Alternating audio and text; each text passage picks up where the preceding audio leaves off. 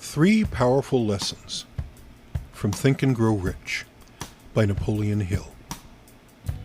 Written in 1937, after a 25-year research study on some of the most economically successful individuals, Think and Grow Rich is one of the universally recognized personal development masterpieces. More than 100 million copies sold worldwide, according to recent estimates. The book's philosophy centers around the idea that success in any endeavor can be reached through mental visualization and imagination. To put it in simple terms, you can become anything your mind deems possible. As a result, your mind becomes the one thing that can either stop you or propel you towards becoming the best version of yourself. Thought number one. Thoughts are powerful things.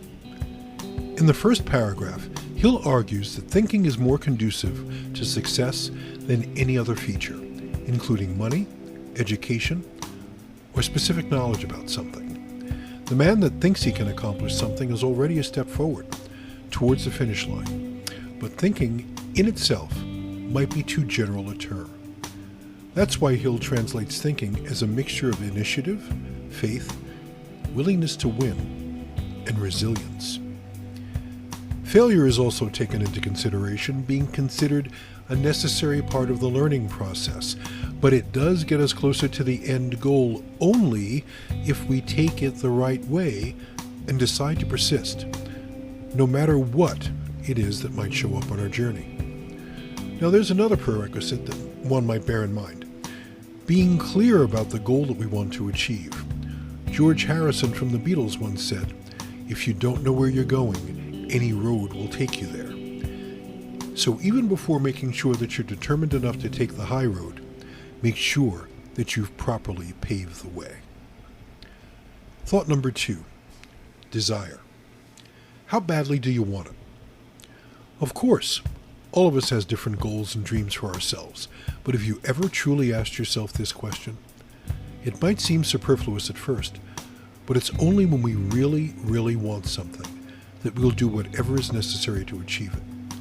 Therefore, in a hypothetic, overall scheme, desire is the one stage that links the thoughts and actions together. So we can then deduce that thoughts yield commitment or desire, and that will yield action.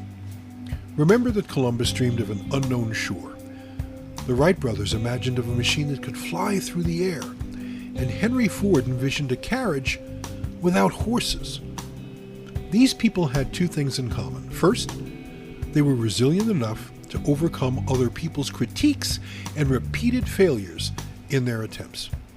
Second, they had a vision that was clear enough and that, with a combination of burning desire, inevitably led them to success.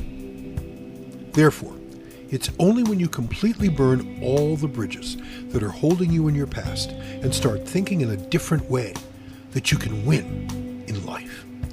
You can have either excuses or results, but not both.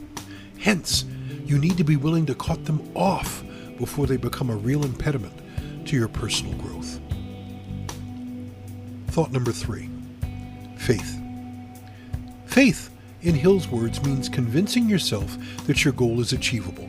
And faith can be trained and improved through self-suggestion. If you believe in something or have a specific end in mind, practice convincing your mind of the opportunity to realize that goal. And after a while, your mind will start to subconsciously act on behalf of your belief system. So in a nutshell, you become what you think about. Faith is the great equalizer. In a lot of cases, it is the cause of misery and failure. But becoming aware of its power and sheer force towards meaningful aims oftentimes makes all the difference in the world. Purposely avoid negative emotions and focus all of your energy on positivity. This world is now more abundant than ever, and we have no excuses, none not one, for not realizing our fullest potential. Hill also mentions the importance of writing your goals down, repeating them day in and day out for 30 minutes a day, and promising yourself that you'll be relentless in their pursuit. Actually, He suggests a detailed process for injecting both ambition and faith into your goals. The process goes like this. Go into a tranquil place where you know you won't be disturbed. Close your eyes and repeat out loud your affirmations. Next, repeat the affirmations each day and night. Finally, put a copy of your affirmations in a place where you can see them every day, and read them both before going to bed and when you wake in the morning. However, half-heartedly repeating your affirmations doesn't make any sense. Make sure that while you do repeat, you can feel a sense of the goals as already accomplished.